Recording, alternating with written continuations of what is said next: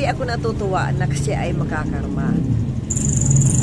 Pero sabi pa nga, ayan, ano man ang ginawa mo sa kapwa mo, mabuti o masama ay babalik din sa iyo. Lalo na yung masama ay talagang babalik at babalik talaga sa iyo. Nang minsan ay triple pang kasamaan ang mangyayari.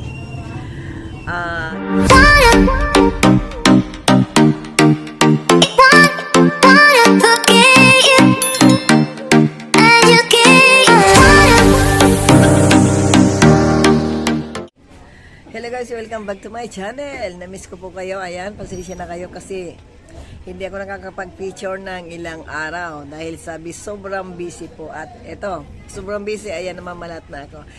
So anyway guys, ayan, ako man naman ay may nabasang mga horoscope na talaga namang ako relate. At sabi ko nga, ay ayan, isi-share ko sa inyo ang nare-resonate ako. Ayan. So eto guys, ang isang Pisces daw ay, ang mga Pisces daw ay may conflict about money, struggle yung iba sa about money. Ako may counting at eto, at may counting struggle pero nakakaya naman. At ayan, at about money nga ay may conflict daw tayo about money, ang mga Piscean. At eto guys, ang talagang super relate ako. May umutang daw sa Pisces na hindi na nagbabayad.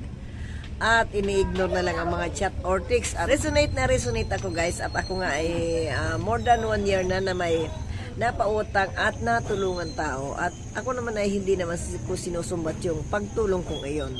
Kasi yun naman ay bukal naman sa kalooban ko. At ako pa nga ang presenta sa kanya na gano'n. Kasi nararamdaman ko yung kanyang kalagayan.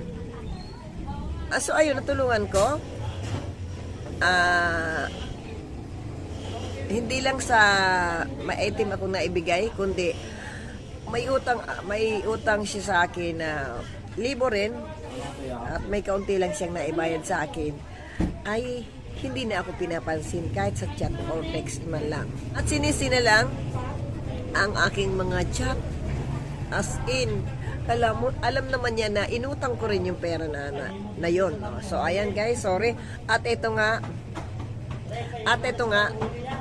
sabi sa reading ay makakarma daw ang taong umutang sa ating mga Pisces. So ayan, habang tayo mga Pisces ay paangat.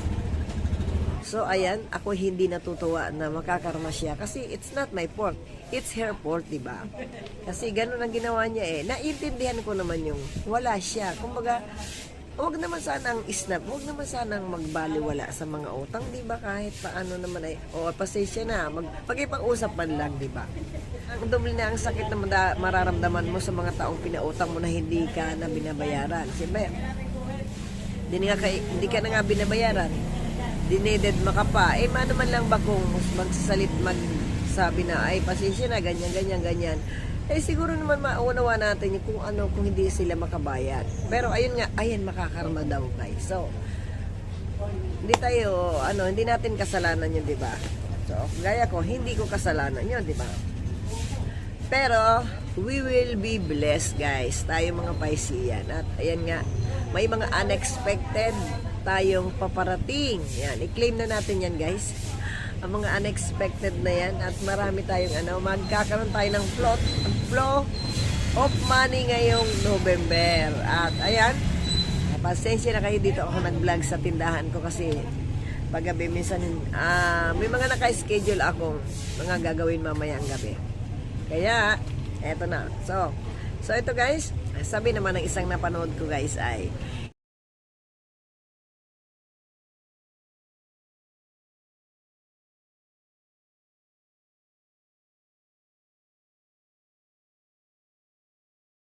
kasi ayan, meron daw tayong para tayong may kaunti pang balakid kasi yan. Correlate ako doon sa yung bahay ko ay hindi ngayon malinis, hindi ngayon maayos. Pero pag may time ako at yung sinisipag ako kahit ako'y napapaguran, ay talaga namang ako'y naglilinis rin. Siyempre sa sobrang pagod ko, wala ako, kahit solo ako sa bahay, kahit sulak ko sa buhay ay hindi ko din magawa yung ano kasi so sobrang pagod ko dito sa tindahan. The whole day ako nandito sa tindahan, tapos pagdating ng gabi hindi na ako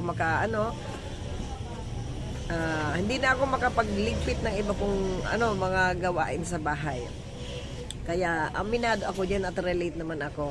At sabi ko nga, ayan, pag dumating nga, may inaantay akong paparating na kasama ko, ayun, kakapaglinis na ako ng bahay. So, ayan guys, to be continue. At eto na ako sa bahay. Kasi so sobrang ingay talaga sa tindahan ay hindi ko maayos ang pag-vlog ko.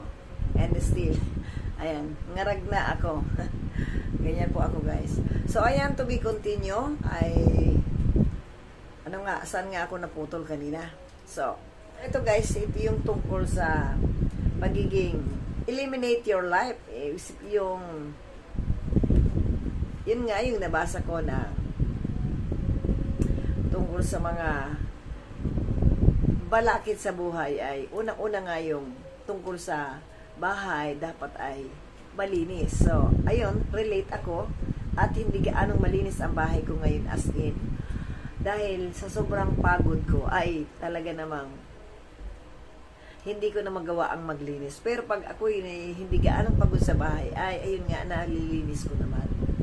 Para daw walang balakid tayo sa buhay ay talaga daw malinis dapat ang bahay. At yan ay marami na akong nababasang mga video na kailangan ay malinis kahit sa kasulok-sulukan. At ayan, marami pa po akong alam tungkol sa mga ganyan ng mga napanood ko. At noon pa yung mga pamahiin ko ay kaya ako naniniwala po sa ganyan. At yun, kasama din ang mga hindi na kailangan na gamit ay pwede nang i-dispose. Ayan, magkalkal-kalkal tayo. At ako nga eto, palibasa ako mahilig sa abubot ay ang aking ilalim ng lababo ay marami pong mga abubot at ang ilalim ng aking kama rin ay marami din, which is mapapakinabangan pa rin naman. Yung mga materials ko sa pag-DIY ko ay wala po akong ibang malagyan at umaapaw na ang aking ilalim ng lababo at yung mga luma kong damit ay meron pa rin ako mga dapat na ipamigay. Kaya pag ako yung nagkaroon ng time ay ipamimigay ko yan. Ayan.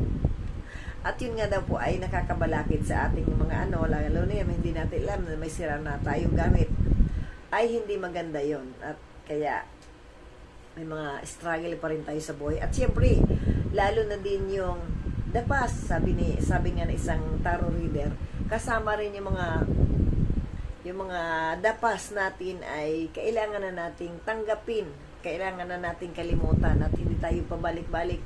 Oo, hindi naman natin exactly makakalimutan yung dapas natin. Pero, kumbaga, una, para makaiwas tayo sa para mawala na ang ating mga balakid sa buhay, yung mga hindi tayo makamubuo na yung nagagalit tayo sa isang tao, ay kailangan ay meron na tayong peace of mind para mawala ang ating mga balakid sa buhay. At naniniwala po talaga ako dyan, kaya siguro ay ako'y may mga balakid pa sa buhay. Kasi aminado po ako, palibasa dito nga ang aking bahay ay na inuupahan, ay dito din po ang aking bodega. So, hindi rin maiwasan na talagang sa sobrang pagod ko ay hindi ko na talaga minsan magawang maglinis po. Although, nalilinis ko naman siyempre pag hindi ako gaanong pagod sa tindahan. Pero siyempre ako po hindi bukal na ganon. Hindi po talaga ako yung madumi sa bahay na as in yung narito lang sa bahay tapos ang dumi-dumi na bahay, hindi po ako ganon. Kasi ayaw ko din ng makalat na yung mga hindi naka-organize. Kaya lang eto ngayon sa sobrang pagod ko ay hindi ko na po magawa. Pero may time din akong talagang magagawa ko yan. At hindi naman ako ganun kaburara. Talaga lang ito sa aking sitwasyon na ito nga bago dating ako sa bahay, kakain o magse-cellphone hanggang sa, ayan, masakit pang aking katawan. Kaya kayo po dyan, kal na kayo ng inyong mga sulok-sulok diyan.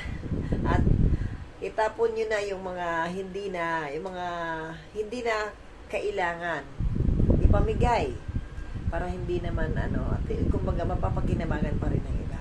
So ayan, para mawalan tayo ng mga balakid ay tayo maglinis na. At eto, magkakaroon na ako ng kasama sa bahay, ay magkakaroon na ako ng katiwala sa aking tindahan. At yan, malilinis ko na, at sabi ko, excited ko nang linisin, ay lalo na una, siyempre yung kwarto ko. Ang aking damitan ay, pag nalinis ko yan, ilang buwan na maayos yan, tapos sa sobrang busy ko, ay hindi ko mahanap yung ganun kong damit, ay gulo ulit. So, excited na akong linisin. Din guys, maglinis na rin kayo ng mga dapat linisin at alisin sa ating tahanan para wala na tayong balakid sa buhay. So, ayan guys,